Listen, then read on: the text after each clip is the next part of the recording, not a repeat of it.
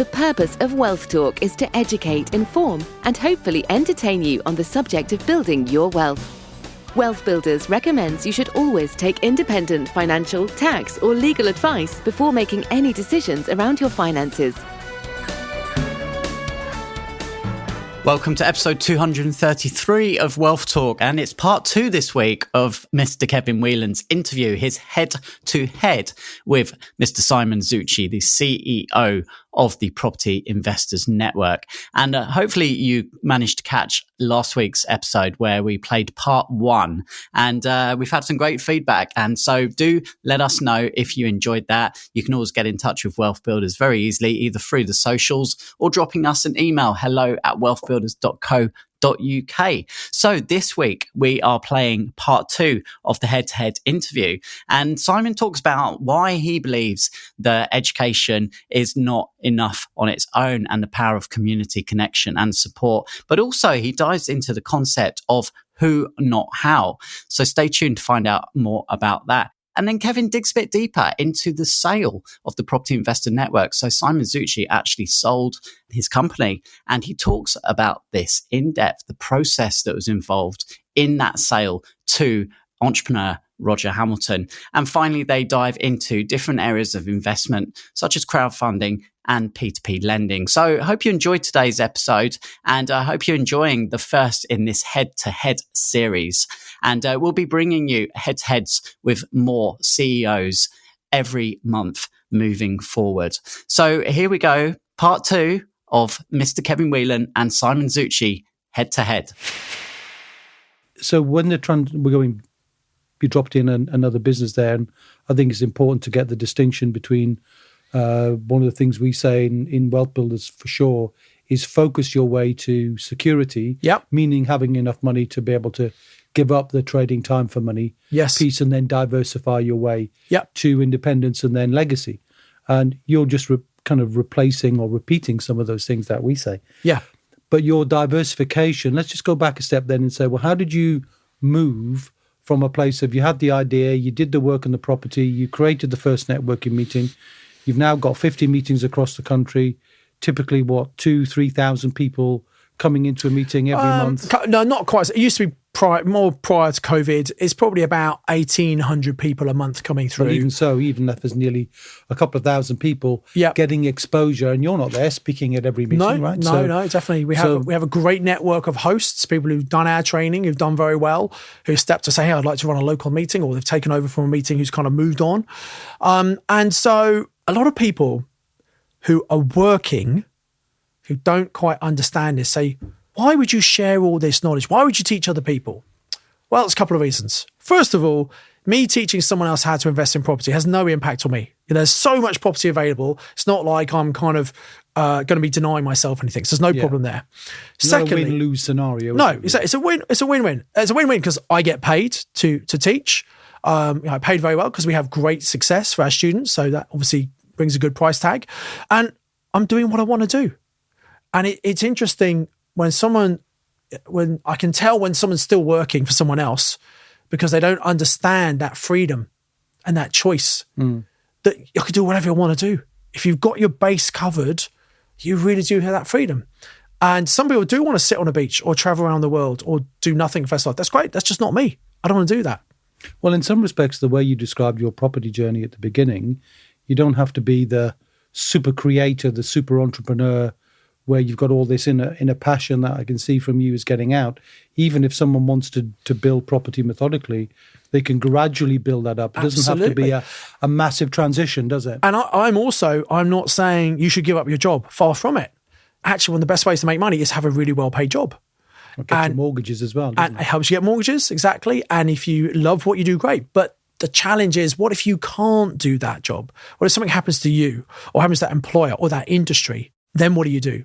So by very slowly and methodically building an alternative pension, an alternative income stream, you're just being really smart. And property is probably one of the best ways to do that. Because if you did a business, theoretically, I think when you start a business, you have to be involved. So you have to be the catalyst, etc. There's time and effort there. But eventually you can get other people out. And again, a lot of people think they have to do it themselves. They have to bootstrap it, kind of do it on the cheap. Well, actually, no, you can go and raise money, which is what I did for CrowdProperty. So I bought the team in. We've raised several times so that, again, you don't have to be trading your time. It's really all comes back to understanding the value of your time. Your time is your most precious resource. You can go and make more money. You can earn more money. You can't get your time back. And I'm not perfect for any stretch of my, but I'm constantly trying to focus on what's a good use of my time and what's not a good use of my time. And what are you doing now then? What's your focus today? Well, I'm here. I'm here because we have a relationship and there's an opportunity to maybe talk to other people and teach them about why they should be getting in property. So I'm here investing in my relationship and I'm here investing in your customers. What's the big picture for you? What are you seeing as the future for you in terms of what you're focusing on other than the property side? Because now as a CEO, you're the mouthpiece, you're the visionary for the business. You're not doing the training. You're not turning up at the meetings. It's interesting. Well, I still do quite a bit of the training because I like to do it. Oh, okay. Right, yeah. fine. So, but you can choose to or not. Yeah, we have other people doing it as well, but I do a lot of it because I love it. But you're right, I don't have to. I have other people who can do it for me. Mm-hmm. I generally don't do the network meetings. I have a great team who's running that business for me now. I like to feel as if I'm making a difference. I like to feel like I'm having an impact, and training's one of the ways I do that. I am rewriting very soon. I'll be having the next edition of my book coming out. I've got my new book coming out, all about Property options. Magic, another magic. Property Magic, yeah. And I've got Lease Options Magic coming out very, very soon as well. And I think that's a really good way to get to lots of people and change their thinking.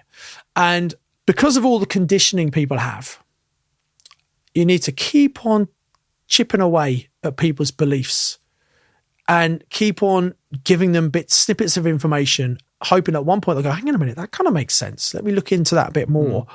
So I put a lot of information. So I have a podcast like you, a lot of videos out as well. And I think if you put great content out and a lot of stuff out there for free, people can really check you out before they decide to maybe come and do something further with you and invest in themselves and do some training. I think it's really important you do check people out, do your due diligence.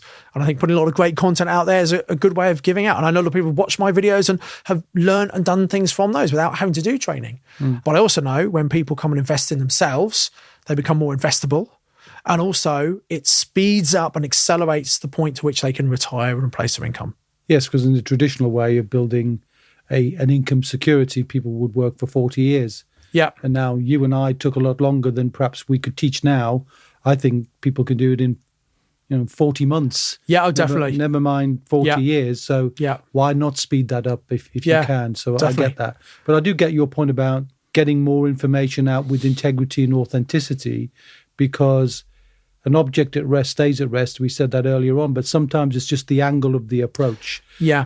Like you did when you said, oh, when I went to Russ Whitney, they framed it in a slightly different way that something dropped. Yeah. And that's all you really need to do that. So human nature, sometimes we need to hear things several times before it resonates with us. Yeah. Or we just weren't listening first time round because of the thing. Now, if you read a book or watch a movie a second time round, you'll notice things you did in the first time. Yeah, exactly. Same book. Why? Because, well, A, you're in a different place because you've been through it once, but also you can't take everything in first time round. And we have this thing called the reticular activating zone in our head, makes us focus in on certain things. And depending on what we're thinking about and what our goals are, we focus in on different things. And that's why it's so important, I believe, to keep working on your mindset. Because as human nature is quite negative, we look for dangers. And so we look for negative things to keep ourselves safe. Right. There's so much false stuff that isn't really a risk, but it's perceived fear and danger. We need to cut through all of that and focus on the positive things, because otherwise, if you think about negative things, you think negative things are going to happen to you. Think about positive things and manifest that positive things are going to happen to you. Yeah, okay. So I'm getting that what the principle is then for people to choose part of their wealth building in property, and it's a easy one to replicate. It's an easy one to do part-time. Yes. And all of those things. But come on, Simon, with AI now taking over, why do they need to pay for education? So most information out there is free. And sometimes people say, why do you need to pay for education? And I'd say, well, I don't think the 23,000 people who are my subscribers on YouTube are all multimillionaires yet. But I've given them something. Why not? What's stopping them do it? Mm-hmm. And the thing is, first of all, knowledge alone is not enough. And sometimes there's almost too much knowledge out there that there's an overwhelm. Whereas I think when you pay to go on a course, what you're paying for is not just the 2 or 3 days you're there, you're paying for the 20 or 30 years of knowledge of the person who's given the training, and they're condensing it, distilling it down to a step-by-step process that you can follow so you don't have to work it out yourself. Whatever I want to learn. So I'm learning about AI myself. I don't want to go and try and watch YouTube video. I've paid to learn from someone who's really good, and I'm speeding up my learning curve. Anything I want to learn about, I'll find someone anywhere in the world who I think knows what they're doing, have got great results, and more importantly, they've taught other people to do what they do. Because there's a big difference between someone knowing something and someone being able to transfer that knowledge in a good way to someone else so it's applicable. Yeah. And it's so obvious now when people are successful at that because of things like Trustpilot, you can see whether there's successes as well. And look, I agree wholeheartedly with your view. I share that view that education is the precursor to all forms of wealth building, but it's only one step in that process. It is. And we've mentioned some of the other things like good coaching, good communities, good connections to other people. I think you and I subscribe to a point of view, which is the who, not how principle. Definitely. Do you want to explain that? Yeah. So a good friend of mine who I met through networking, actually, Dr. Benjamin Hardy, he was in a group called Joe Polish 25K Club, which is a group I used to fly to America. I stopped during COVID because they did virtual things, but fly to America 3 times a year just to sit in a room of really smart people, and they'd talk about business and all sorts of things, really. And this one event, I went in and they tell you where to sit, and I sat down next to this guy, and very young guy, he was less than 30 at the time, just got on really well, talked to him. Turns out he was doing his PhD in psychology and writing a book, and he got up and did a little talk at this particular presentation I was at, and it blew me away. I thought it was amazing. He knows so much about this topic, and I love mindset. So I invited him to come over to the UK. We flew him over to come and speak at Property Magic Live, which is one of my big annual events. Right. And it was his first ever paid speaking gig. I've got that little claim to fame, and now he's got 5 or 6 international bestsellers, and one of his books is Who Not How. So written in conjunction with Dan Sullivan, who's the founder of Strategic Coach. Another good CEO. Yeah, definitely. The concept is, well, a lot of people think they need to do everything themselves, whereas actually there are some things you're really good at, some things you're not so good at. So why not focus on things you're really good at and get other people to help you with other things? If you find people who've got a passion and they buy into what you're doing as well, you can get a much better result. So for example, I know you have Christian, who helps you with all these podcasts. He loves this, he's great at this, and so he does a lot of the work behind the scenes for you so you can focus on being the host and the presenter, right? Without worrying about all the other stuff.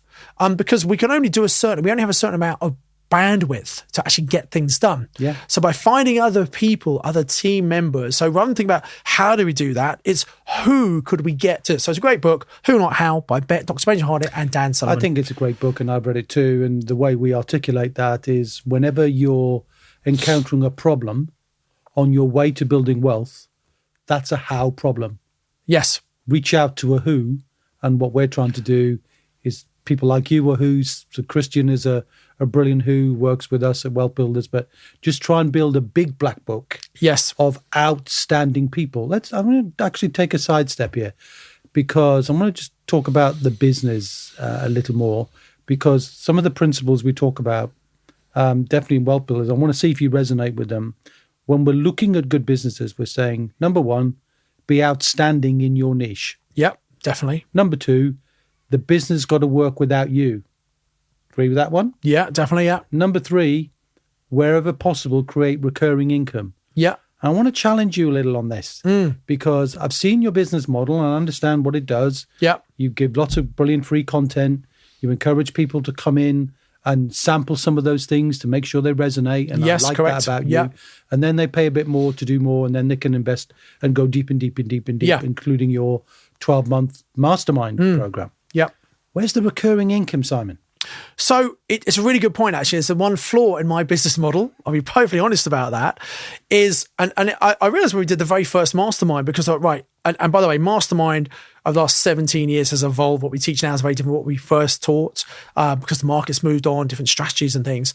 But when I did it, I thought, I'm going to teach people everything they need in a year, and we're going to support them and coach them, etc. So they won't need anything after that. So we didn't.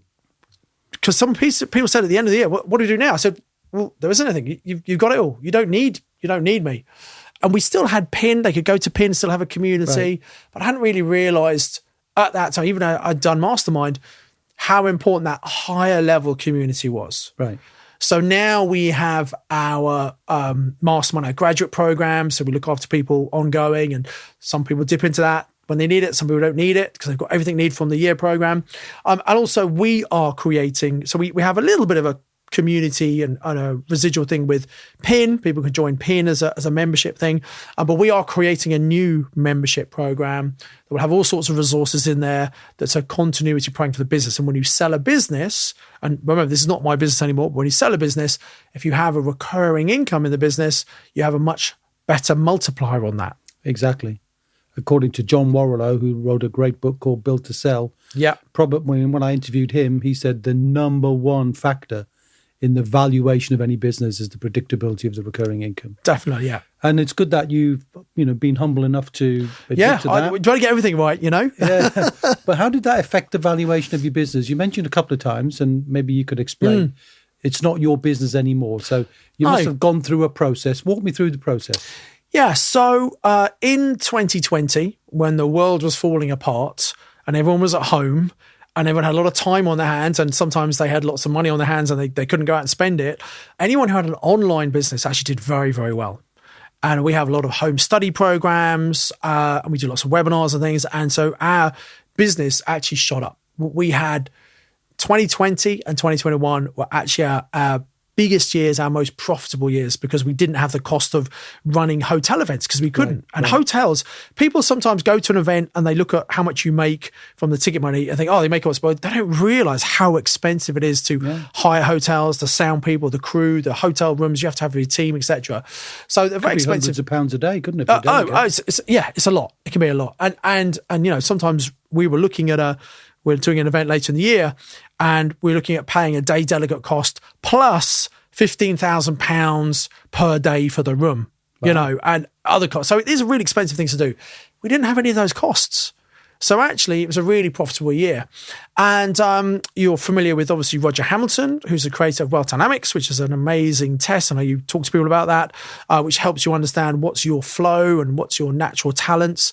I had been a client of Roger for many years. He was one of my mentors. And so he knew my business very well. And for a couple of years, he'd been talking about, he was thinking about, did we want to sell the business? And I said, no, I don't really want to sell, etc. And then in 2020, when all of the online businesses, the valuation shot up massively because of what was happening, he came to me and said, Simon, I know we talked a few times about this before, but I would like to buy your business. I said, well, I don't know if it's for sale really. And he explained what he was doing. He was doing a big roll up on the New York Stock Exchange, doing an IPO, initial purchase offering, where you float the company and you need a certain turnover to it. So he wanted to buy my business and a few others to have enough of a turnover to be able to justify to do that. So I was made a really good offer. And he said, look, I want you to stay around for a few years to kind of guide and grow the business. And I was happy to do that because I like what I do. And so I got some cash and I got some shares, and that was how that all came about, really. And there was a long due diligence process. They looked at everything we do and all our books and our accounts, and the fact we've been running for so long. And we have, although we didn't have a recurring model really at that time, we had a lot of track record. And I think track record is really important in a business. It gives people credibility, and they need to make sure that's replicable, and you have systems to keep that new business coming through. Yeah. And we just got a very good valuation. So I got a good offer I couldn't really refuse, I guess. Okay. And how's it turned out? Well, it's never quite what you expect. When you don't own it anymore, a lot of decisions that are not mine. And in a way, that's good. I have a managing director who runs a business now, and some of the things are not quite the way I do it, but it's not my choice anymore. And actually allows me to focus on what I love to do, which is the content to it. So there were some really good things. The share price hasn't performed as well as it should do for various reasons. So, that's not great, but I'm happy where I am at the moment. I'm going to be staying on probably a little bit longer than I expected, right. Because we're doing really well, and I'm putting things in place for the day I don't have to be there. Because at the moment, it's not a business that runs completely without me. It's not, and it's not a true business. You get a definition earlier, something that doesn't require you. Well, it does require me. But that's because I make it require me because I like to be part of it. Yeah, but somebody get in your own way, don't you? Absolutely you do. That's a great saying. And you need to get out of your own way if you really want to grow and eventually sell a business. But Michael Gerber from the E-Myth talks about either you're buying a business or you're selling it, which means either you prepare it so you could potentially sell it. If not, you're buying it because you have to be in it. You're buying it every day. You have to be there running it. And so big fan of that and putting systems and processes in place so you don't have to be there if you don't want to be there. Yeah, and not every business that is ever sold is sold because there's a recurring income. Many businesses don't have a strong recurring income model, but they've got other things in place. Yeah, so having a good, loyal customer base. If you imagine, in our community, you have some people who they might read the book, they come and do our 3-day accelerator course. Great, they're on Mastermind. We also have people who go to PIN meetings for years and years and years. Not right then. Suddenly they decide, okay, actually I'm going to come and do Mastermind now. So the fact we've got that base and such a good reputation, that has a lot of value in itself. Yeah. But you've diversified business too. You mentioned a business earlier on called CrowdProperty. Do you want to describe that? Yeah, so I think it's important when I'm teaching other people, I still need to be investing myself, and I am investing because you've got to keep up to date. I could have stopped back in 2003 when I replaced my income. Obviously, I have a lot higher income requirement now. Well, you're married now, yeah, exactly. It's a lot more now. But I think it's good to keep up to date. And so back in about 2010, I started doing some bigger developments. I wasn't doing just single houses. I was taking care homes and creating them into blocks of 20, 45 units, whatever it might be.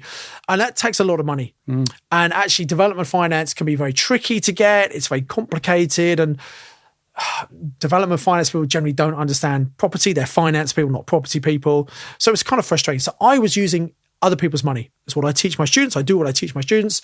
So there were people out there who've got cash and more cash than they need themselves. It might be in their business, might be in their pension, might be in their bank account, whatever, might have inherited it.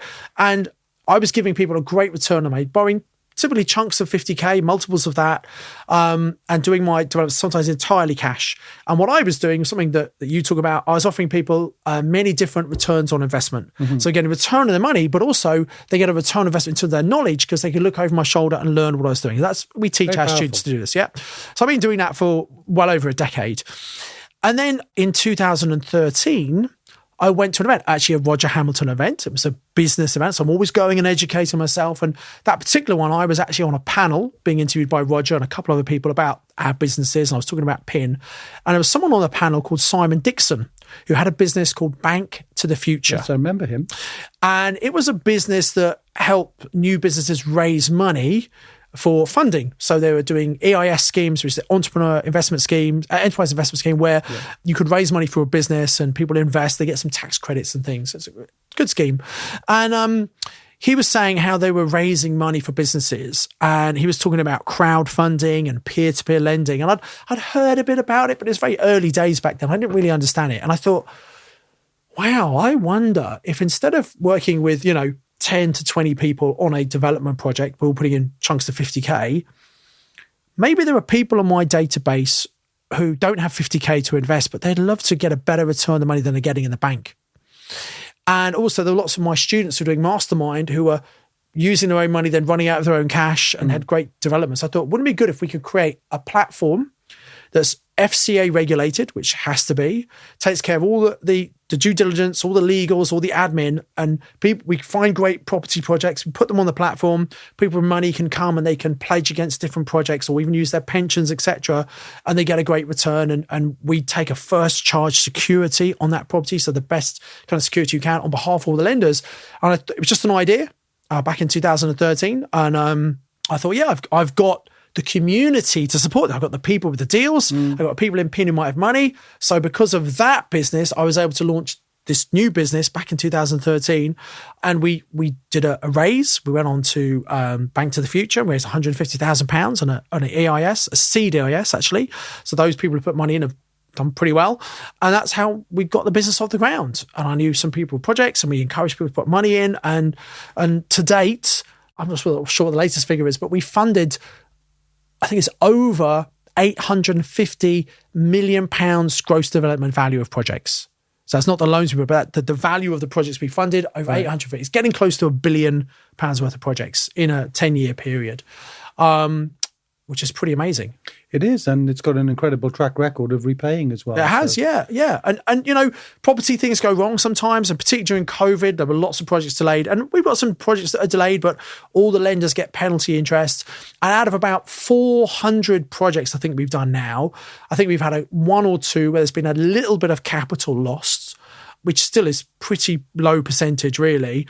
But we encourage people to diversify. So if you're diversified over a number of investments, you're still going to get a very, very good return. So yeah, it's pretty good. And we've got private individuals who put money in. We've got family offices. We've got people who put a pension in. And also we have several institutions. Our biggest has put 100 million in. So there are lots of diverse streams of funding within that. In case any of them ever dry up, we'll always be able to fund good, profitable projects. And that has nothing to do with the sale of the business. No, that's completely separate business. Standalone business. Obviously, we were able to launch that through my other business. So they're connected businesses in that. A lot of our students became borrowers for CrowdProperty. I know a lot of our PIN people became lenders, but it's now much bigger than PIN. It's a totally separate company, separate shareholding, and I'm still the majority shareholder, but I have people running the business for me. So I have very little to do with it, which is great.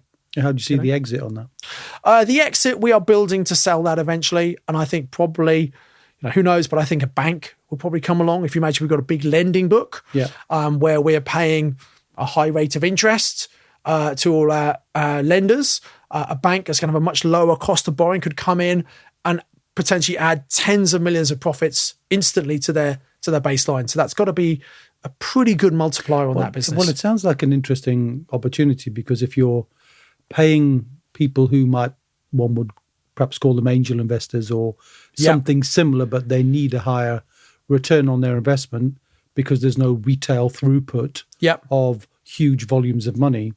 But banks have got that, and therefore the arbitrage or the difference in value is easier for them, isn't it? So I can easily see how that could be a banking exit at some point. Absolutely. And a fully systemized business, it's prop tech. So and you're not even in the way. Not even in the way. And I learned that from Roger about getting out of the way. So I was in the early stage, got it set up. We got the things like made it possible pensions to it. So I did a lot of the initial stuff with a team. Wasn't me on my own. We invested, we brought some people in to get there quicker. And we weren't the only people doing it. There were a couple of people at the same time, but those have fallen by the wayside now. No one has been as successful as we have. And that's credit to the team who are running the business. Well, it's often the way though, isn't it? When pioneering businesses create something new, you get lookalikes and copycats. Yep. But for some reason, somebody survives and then thrives because the others fall by the wayside. Sometimes it's good not to be the pioneer, because the pioneer makes the mistakes. And there's that saying about if you're the frontier, you end up getting arrows in your back. Right.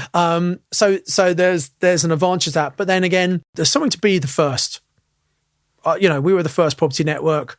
We're probably the first remaining crowdfunding. So I've done quite a lot of innovation within the property industry over the years. But that probably comes from you, uniquely you, because you've got that creative wealth dynamic, so to speak. Yes. That ability to be thinking big picture all the time. And that, I'm sure your brain never switches off, right? No, it doesn't. It's very hard for me to relax and unwind, much to my wife's upset. So how is the work-life balance? Not as good as I like. I love what I do. I'm probably a workaholic, Kevin. And workaholics, we have that excuse of, I love what I do. It's getting better. We have lots of nice holidays, and I have 2 puppies now that keep us busy as well. They're like our kids, really. Yeah. So it's getting better. And I have actually committed to my wife, and I've said this to a couple of people now, April 2027. Okay. I don't think I'm going to be doing my property business anymore. It will be running, it'll be still going, but I don't think I'll be that involved by then, because it'll be totally set up, other people running it for me. But I'll be doing some sort of other training, I'm sure, because I love doing training. What's the significance of the date? I'll be 55 at that age. So I will be 55 in 6 months or so by then. My birthday's August. And I just, you know what? And I feel as you get older, I don't quite have the same energy I used to have. And so it's important to make sure you don't wear yourself out. I want to make sure I live a very, very long time. Not sure I'll go and get to 100, but who knows? And I could never. Dan Sullivan is preparing himself to live to 146. Yeah, something like that. I think 127 was because he has this. Well, no, he might be 146, but I think I decided 127. There's this thing called the life extender that he at Exercise does, and yeah. So I'd like to be over 100. I'd like to get that telegram from the monarchy, if there is a monarchy by that point. Who knows? Well, that will be a nice telegram to get. Yeah. Talking about telegrams, which are often short and sweet, let's bring this to a conclusion. I'm sure people will appreciate we kind of rambled through a whole range of different things, including property and business and people not taking action and some lessons that are embedded in there. I'd encourage people to listen to this more than once, see if they can get a distinction.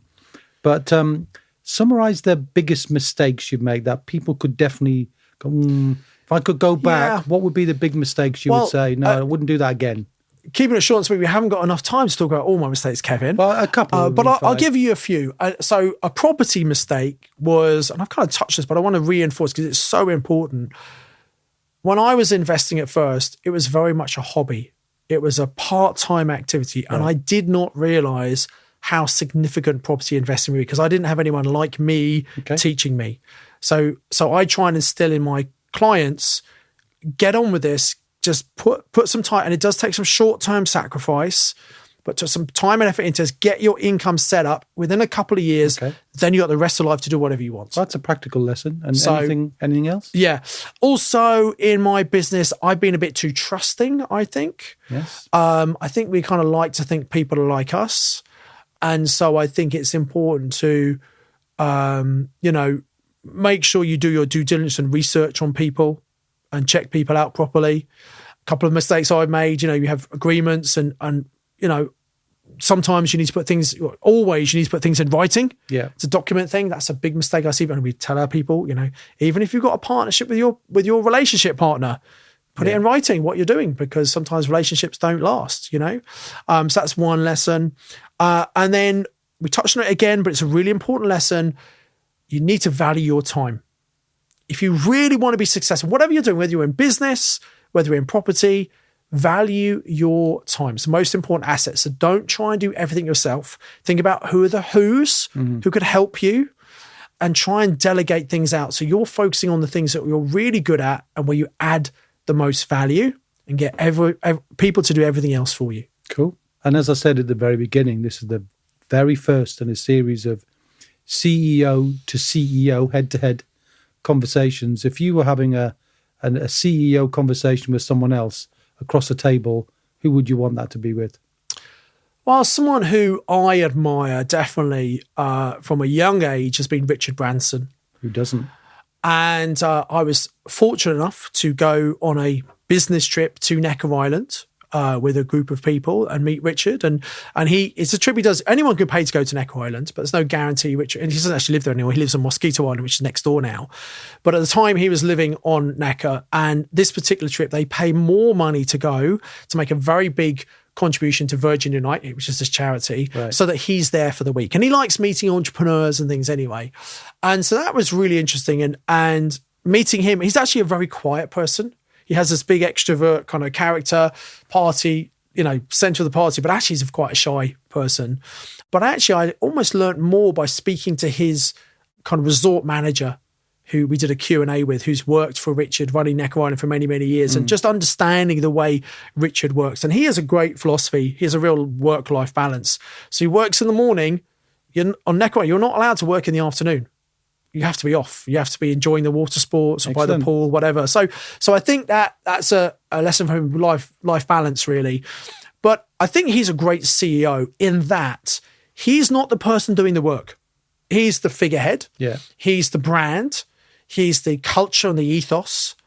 But he has all these people below him who run the businesses, and he pretty much just kind of does the PR, basically. He turns up, smiles, and and he's the thought behind it. And obviously he has input into the businesses, but he's not running the businesses. Right. And it's a huge distinction. A CEO shouldn't be doing the do.